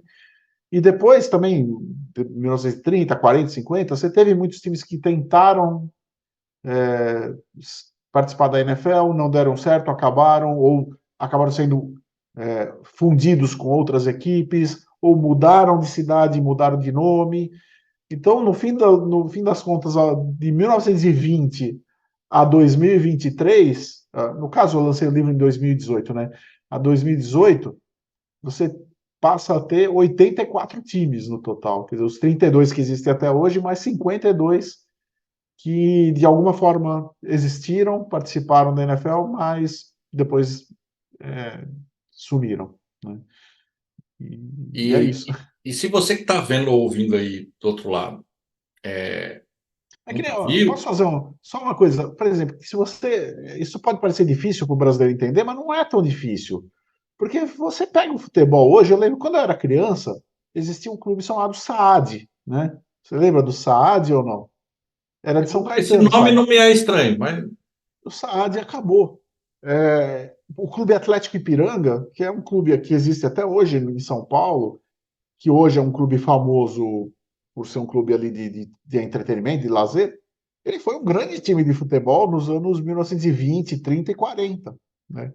O Paulistano, que hoje paulistano. também é um clube famoso no Brasil, é, pela sua estrutura ali de lazer e por alguns esportes, né?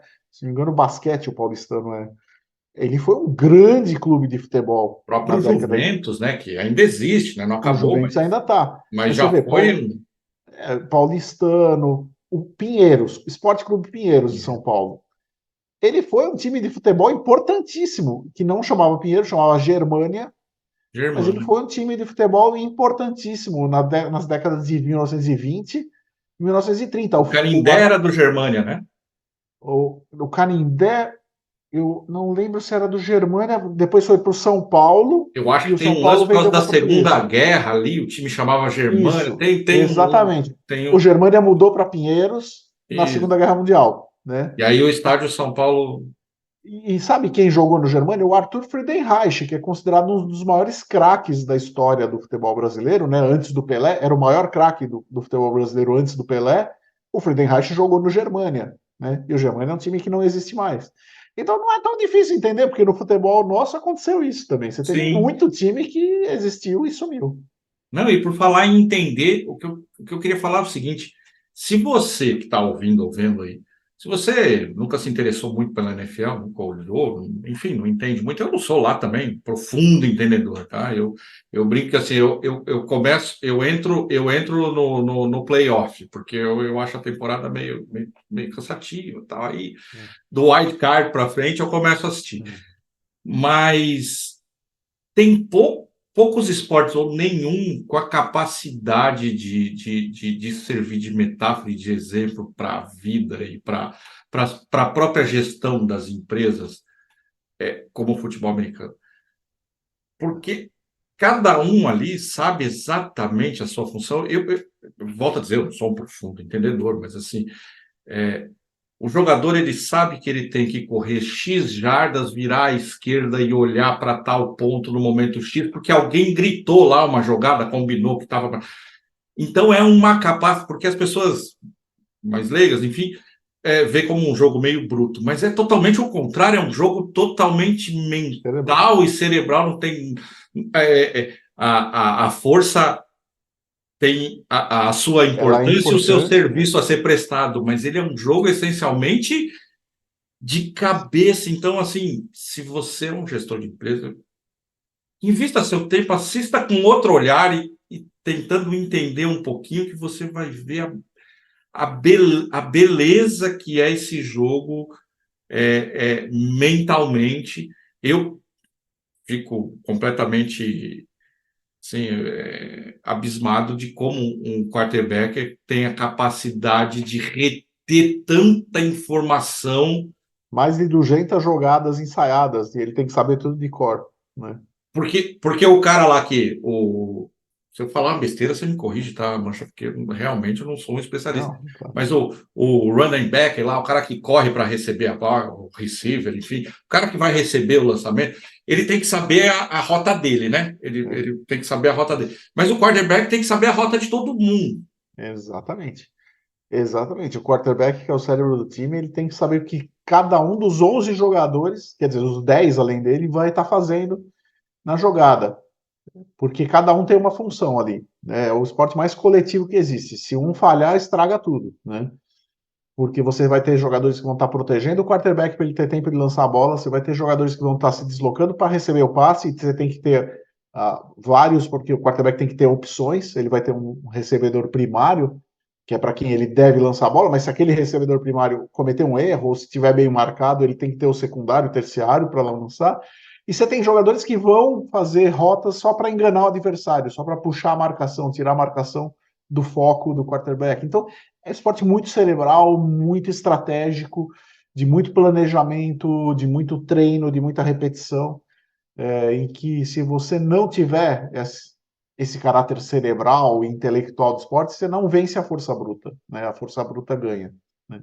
É uma pena. Eu gostaria que o pessoal entendesse mais para eu poder usar mais em treinamentos nas empresas como metáfora. A gente acaba não podendo usar porque o pessoal não conhece muito, mas seria um manancial assim, quase que infinito para a gente fazer metáforas com as gestões e com as equipes, porque são biotipos diferentes, cada um. Eu acho que não tem nenhum esporte tão democrático, inclusive nesse sentido, né? Onde o cara mais pesado tem sua função, o cara que corre mais, enfim, espetacular. Eu acho apaixonante e se você tiver a oportunidade, veja com esse olhar que vale a pena. Eu já convenci alguns, viu, Mancho? Já, já arrebanhei alguns pro culto. E falando em arrebanhar, eu tô de propósito passeando por todas essas suas facetas, porque como aqui a gente fala de carreira, eu quero aproveitar isso. Como é que tá a distância aí a banda? É Tubaína, né? Isso. Cara, eu ouvi essa semana, eu ouvi alguma coisa assim, que é muito bom, sensacional. Como é que tá agora a distância aí? Deu uma parada? Como é que ficou? A gente parou antes mesmo de eu vir para cá por causa da pandemia, né? Pandemia a gente não conseguia. O Tubaína é para quem não sabe, é um grupo de rock que eu tenho, que é de humor, na verdade. O compromisso da gente não é com o estilo musical, mas sim com o humor, são letras engraçadas, humor que a gente tenta fazer um humor inteligente, sem baixaria. A banda existe há muito tempo, há mais de 30 anos, né? E durante uma época muito boa ali nos anos 2000, de 2000 a 2010, a gente tinha digamos que a gente era semi-profissional, porque a gente tocava em lugar fixo, a gente fazia circuito de Sescs no interior de São Paulo, fazia show para 4.000 pessoas, era bem divertido, cara, era bem divertido. Lançamos 4 CDs. Depois ali, a partir de 2010, cada membro da banda começou a ter mais sucesso profissional nas suas carreiras, família, tudo. E a gente manteve a banda só mais como uma brincadeira, fazendo ali 2 shows por ano, até a pandemia. A pandemia ferrou, né? Porque daí não deu para ensaiar. Todo mundo é grupo de risco na banda, tudo velho.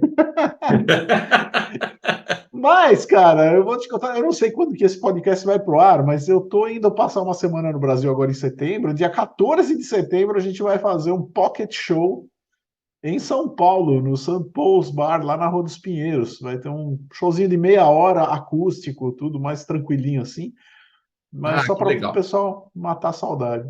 Eu sou paulista de nascimento, mas eu estou no Rio Grande do Sul desde 2005.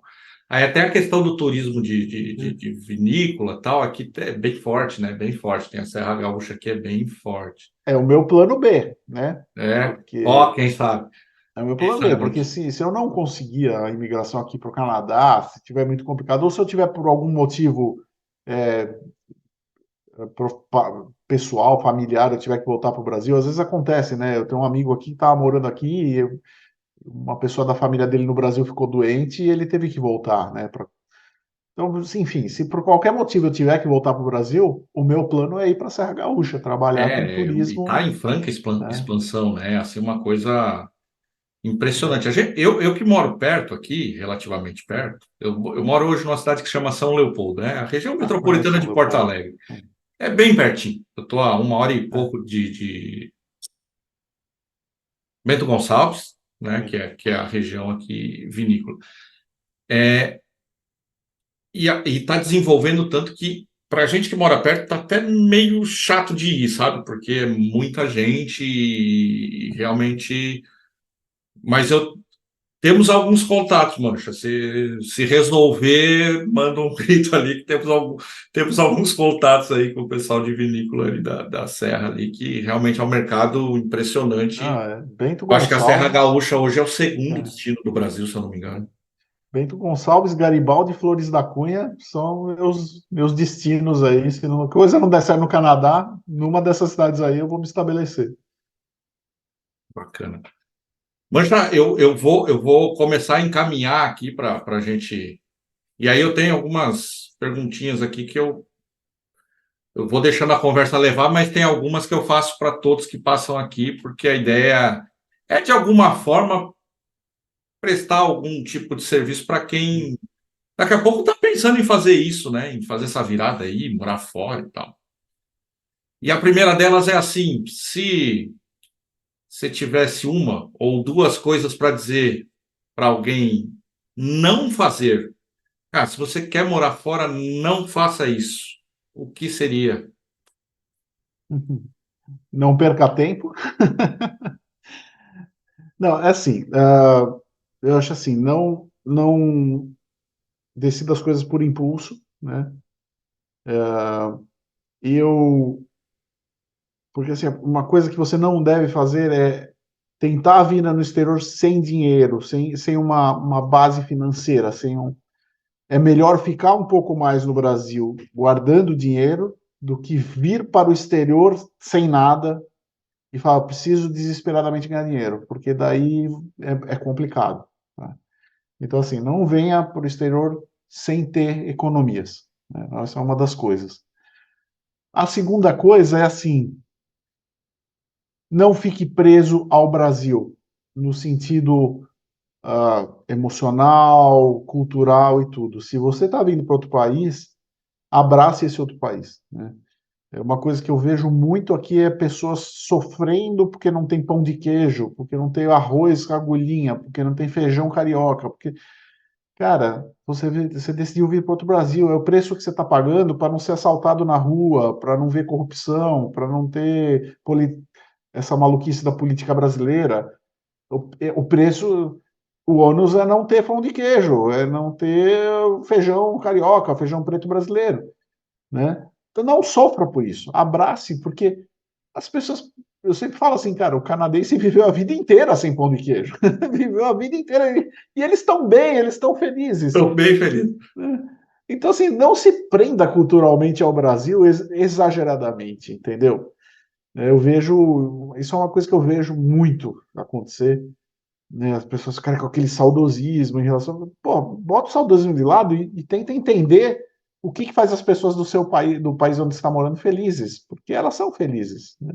Ou até se fecha, né? Naquela É, comunidade brasileira ali e fica ali. exato, cara. Isso eu Né? nunca quis isso. Eu tenho amigos brasileiros aqui, mas eu nunca quis assim ficar desesperadamente ligado ao Brasil e saudosista com o Brasil. Não, eu tenho que evoluir, né? Então essas são os dois nãos que eu digo, né? Não venha para cá ou para qualquer lugar sem reserva financeira, fica mais um pouco no Brasil, guarda dinheiro, depois vem.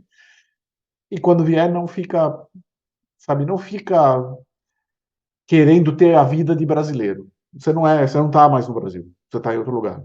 Mudou, muda a chave, muda o canal. E o contrário, Mancha. Hum. Faça isso. Planejamento, planeje, né? meticulosamente, né? Meticulosamente, pior, assim, todas as coisas que eu vi que não deram certo de pessoas ir morar em outros países foi porque tomaram decisões apressadas e às vezes não é nem a decisão, mas o processo foi apressado, né? Então, planeje com cuidado, envolva todas as pessoas que vão ser envolvidas na mudança, né? Uma mudança que não foi bem conversada pode acabar com um casamento, né? Eu vim para cá sozinho, mas eu sei de gente que acabou o casamento porque mudou para outro país, né? Então, assim, planeje, né? Primeiro must do, planejar. Total sentido. Segundo must do, mergulhe na cultura do país que você está, né? Se você escolher o país, cara, não fica com cabeça. Isso tem a ver com aquele primeira coisa, né, que a gente falou. É assim, se abra para o país, se abra, tente entender aquele país, não fica assim pensando com cabeça de brasileiro, né? Você tá aí, você tem a oportunidade de aprender uma nova cultura. Então aprenda essa nova cultura, vai atrás, se misture com as pessoas, procure pesquisar, procure entender o país, conheça a história do país. Quer dizer, é importantíssimo você virar uma peça participante e integrante desse novo ambiente que você está. Porque se você não fizer isso, você vai se sentir um peixe fora d'água e vai sofrer. E o meio vai te expulsar, né? Porque O meio vai te expulsar, exatamente. não vai O fazer meio vai te sentido. expulsar. Essa você já meio respondeu, mas Brasil só a passeio? Ah, por enquanto, sim, né? É o que eu falei. Meu, minha vontade é ficar por aqui. Eu não tenho vontade de voltar para o Brasil, mas não excluo essa possibilidade, porque ela é uma possibilidade, ela, né? Tô falando de Então, vontade mesmo. Vontade. não, vontade eu quero ficar aqui. Vontade eu não quero voltar para o Brasil, não. E se voltar, não quero voltar para cidade grande. Nunca mais vou morar numa cidade grande do Brasil. Eu gosto de São Paulo, gosto de visitar São Paulo, é a minha cidade, tenho orgulho de muita coisa em São Paulo, mas cidade grande brasileira, independente de ser São Paulo, Rio, Porto Alegre, Manaus, o que for, cidade grande brasileira é muito difícil de viver. É muito é. difícil. Eu tenho dificuldade, eu te disse, moro aqui numa cidade que é região metropolitana, 220 mil habitantes, não é exatamente pequena. Mas quando eu vou para São Paulo hoje, eu sou paulista, morei lá até 28 anos de idade, eu tenho uma certa dificuldade já de me locomover e de viver a cidade assim, eu tenho uma certa dificuldade. Assim, Wesley, só te contar uma coisa para deixar o pessoal que mora em cidade Aqui grande não tem brasileira. tempo, tá, Moecha? Eu Não, vou ver, é porque eu não gosto de abusar do convidado, mas fica à vontade, tá? só o pessoal que mora em cidade grande brasileira ficar com inveja. Eu vou de carro para o trabalho, né? E eu e para os padrões deles aqui, meu trabalho é longe, é longe. Eu levo 11 minutos para chegar no trabalho de carro. O hospital aqui, se eu tiver uma emergência, está a 3 minutos da minha casa. Quando eu quero ir para Niagara Falls, ver as cataratas, ir no cassino e me divertir, tem um monte de coisa lá, eu levo 18 minutos para chegar lá. Cara, 18 minutos em São Paulo, eu não conseguia sair do meu bairro, Não cara. sai, não sai, não Eu sai. não conseguia sair do meu bairro 18 minutos em São Paulo. Então, a Não, qualidade de vida que você tem quando você mora num lugar menor e organizado, que não é essa maluquice das cidades grandes brasileiras, é outra coisa, cara. É outra coisa. eu por muito tempo eu passei a almoçar em casa. Imagina para um paulista dizer isso, olha, eu vinha almoçar em casa. Então, muda muito e você nem percebe, quando você está vivendo numa cidade grande, você nem percebe essa 2, 3 horas da sua vida que se vai todo dia e você não sabe nem para onde foi, né? Eu em São Paulo, eu cheguei a perder 3 horas e meia por dia no trânsito. 3 horas e meia por dia no trânsito. Eu saía do meu trabalho às 6 da noite e chegava às 8, 8h30 em casa, né? Aqui eu saio às 5 da tarde do meu trabalho e às 5h06 eu estou numa praia. No verão aqui, tem luz do sol até às 10 da noite. E é calor pra caramba. Eu saio às 5 horas do meu trabalho, às 5h06, eu tô na praia, juro pra você, sentado na areia, cara. Que E maravilha. fico na praia até as 9 da noite.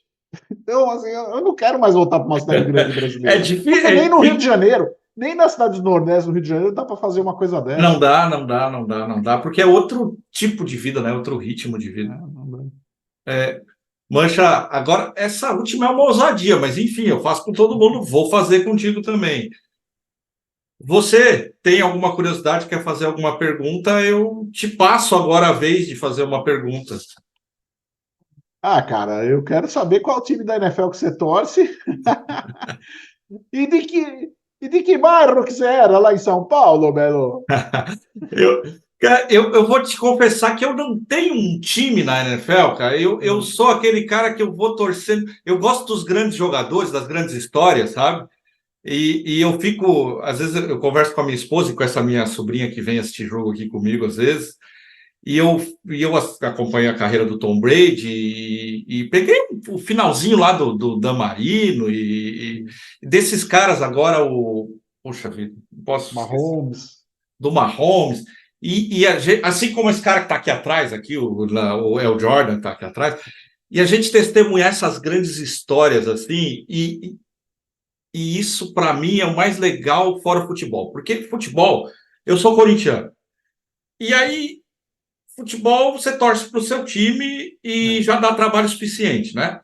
é. Como na NFL eu não tenho esse apego, eu consigo desfrutar das grandes histórias. Então, na época do Chicago Bulls, por exemplo, na NBA, eu assistia Chicago Bulls, eu acompanhava. Hoje, eu gosto de ver o Lakers, porque eu estou vendo lá o final do LeBron, que vai acabar, assim como o Tom Brady. Eu vou dizer que acabou. Eu quero acreditar que acabou e agora veio o Mahomes e tem outros aí. Mas o primeiro time, eu vou te dizer, o primeiro time que eu torci foi assistindo na Bandeirantes o Buffalo Bills, cara. Eu queria muito que eles tivessem ganhado do Dallas naquela época, o Dallas ganhava Aqui, tudo. aqui do lado. Buffalo tá aqui há Eu nem sei 40. se em algum momento eles ganharam, inclusive. Eu acho que Não, não, nunca ganharam. Eles não perderam ganharam, né? quatro Super Bowls seguidos eles perderam, nunca ganharam. E a cidade de Buffalo está a 40 quilômetros daqui. Em 40 minutos eu saio daqui de onde eu estou sentado e chego no estádio do Buffalo Bills. Se a imigração ali na fronteira não embaçar a coisa. Mas se eu É a encontrar um. primeira memória que eu tenho, assim, de falar, poxa, eu queria que esse time ganhasse, cara, porque eu lembro que foi bem nessa época que eu comecei a assistir, e eles perderam vários seguidos. E minha família mora perto do Parque São Jorge, inclusive, lá no Tatuapé, hoje meus pais são de lá, e, e é lá que quando eu vou passear, eu hoje volto, mudou tudo muito, eu quase sou um turista em São Paulo hoje, mas é isso. Você é da onde lá, mano? Eu sou originalmente do Ipiranga, né? Depois morei muito tempo em Moema, mas eu sempre disse que o meu coração é da Moca, né? Porque a Moca é o bairro italiano, né? Aham. E eu frequentei muito a Moca, tinha muitos amigos lá. A Moca e Ipiranga são bairros vizinhos, né? O Bexiga tinha uma noite, né? Tem Nessa uma noite, nossa época, vamos dizer assim, que a gente é quase contemporâneo, vamos dizer é assim, né? verdade. Nessa nossa época, o Bexiga, eu não sei como é hoje, mas tinha uma noite muito É, ativa, Rua tal. 13 de Maio, né? Os bares de rock ali, e tudo. Era muito bacana. Mancha, eu quero te dar um tempinho aí para você falar dos teus projetos, do que você queira falar, rede social, enfim, fica à vontade, hein? Não, para quem quiser me seguir nas redes sociais, eu tô no Instagram como @mancha NFL, né? NFL, Mancha NFL no Instagram. Quem gosta de futebol americano, procura lá no meu Instagram as informações sobre essas viagens que eu faço junto com o Turista FC para ver jogos da NFL. Tem todo um aspecto cultural junto, né? E é isso, convido todos a virem aqui para o Canadá, para a região de Niagara. Essa região aqui é sensacional. Tem as cataratas de Niagara, tem as praias, que ninguém sabe que o Canadá tem praia, mas tem praias lindas, praia de lago, praia de água doce, água cristalina, verdinha, praias de areia. O verão aqui é muito quente, essa é uma região um pouco diferente do Canadá. As pessoas estão acostumadas a pensar o Canadá muito frio. Aqui no inverno é frio, mas o verão aqui é muito quente. São 3 meses que quase toda semana tem dia de 30 graus de temperatura. É a região linda, tem vinícolas, tem passeios, tem muita coisa natural para ver. Então, assim, convido as pessoas todas a virem para o Canadá, para a região de Niagara, vocês não vão se arrepender e ainda vão ter o Paulo Mancha aqui para te explicar de vinho, para te servir um vinhozinho e até fazer uns tours pela região. É isso. Legal. Cara, eu confesso, eu fiquei talvez um pouco nervoso, e eu acabei esquecendo essa coisa de youtuber velho, mancho. Eu não falei, mas vai aparecer aí para vocês seguirem o canal, ativar o sininho, enfim, todas essas coisas que a gente precisa para se manter vivo. Então, se você chegou até aqui, eu vou deduzir que você curtiu, porque nós estamos aqui há 1 hora e pouco, então, se você está até aqui, é porque fez sentido e você gostou. Então, segue a página aí, apoia o canal para a gente poder chegar a mais pessoas. Mancha, cara, não tenho realmente palavras aí para te agradecer. Te peço desculpa se em algum momento aí, daqui a pouco, um pouco do nervosismo aí atrapalhou aí de estar de frente com um cara que a gente admira aí, que tem essa coisa da internet democratizou ao ponto de um cara como eu ter a oportunidade de falar com um cara como você, Não, que se que sei lá, 20, 30 anos atrás seria uma coisa impensável, né? A gente conseguir um acesso assim e conseguir trocar uma ideia de quase 1 hora e meia aí. é, mas assim, eu sou, é o que eu sempre falei, cara, para todo mundo eu falo isso. Eu sou um cara muito normal, muito de boa, cara. Eu não tenho frescura, não. Não sou. Não tem essa coisa assim, não, celebridade, porque eu não sou celebridade porra nenhuma, eu sou o mancha da moca, velho. Eu sou. Aqui é Corinthians! Só mais uma coisa antes de terminar aqui, eu ia acabar, mas você sabe que minha esposa fala esse negócio, que ela é daqui, né? E ela faz esse negócio de Corinthians é uma coisa estranha, porque às vezes eu ponho a camisa do Corinthians e saio aqui. E não tem como você não encontrar outro, porque isso parece que meio. E aí você tá andando na rua e daqui a pouco vem um vai Corinthians, alguém Cara, grita. toda vez que eu vou em estádio da NFL nos Estados Unidos, ou aqui, toda vez que eu vou em qualquer estádio ou ginásio, eu berro sempre. Vai, Corinthians! E volta e meia alguém responde, ou alguém responde, vai Corinthians, ou então, outro dia, bom, pode falar palavrão aqui, né? Outro dia eu Pode gritei, falar. foi no estádio do Buffalo Bills, no ano passado, eu fui ver o jogo do Buffalo Bills, e eu dei um berro lá, assim, fui bem na arquibancada, assim, vai Corinthians! Aí eu só ouço o cara lá hoje, falo assim, Corinthians é o caralho, aqui é Palmeiras! Não tem como passar incólume, né? O Corinthians chama atenção por um lado ou pelo outro. Não tem jeito. Poxa, realmente muito obrigado. E você que está aí do outro lado, eu espero que você tenha curtido, que por algum momento tenha feito sentido. A gente não tem obrigação aqui de chegar a conclusão nenhuma. A nossa ideia aqui é fazer pensar. E eu espero que por um segundo a gente tenha conseguido atingir esse objetivo, que você saia daqui e se interesse em pesquisar um pouquinho sobre o Canadá lá, ou sobre qualquer outra coisa que a gente falou, porque a gente acabou falando um monte de coisa, sobre um monte de assunto. Mancha, espero que você tenha curtido, que tenha sido um papo legal para ti. E você aí do outro lado, se curtiu, semana que vem, volta, só se curtiu. Se não curtiu, pega aquele cara que você não curte, aí indica para ele para você não passar raiva sozinho. Porque também ninguém é de ferro, né? Mancha, Valeu. coração, obrigado.